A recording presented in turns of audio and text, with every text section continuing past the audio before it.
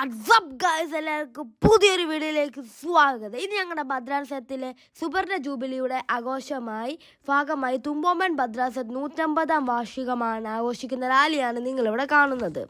1:45 ഞങ്ങൾ rally flag off ചെയ്തു. 2 മണിക്ക് ഞങ്ങൾ റാലി സ്റ്റാർട്ട് ചെയ്തു.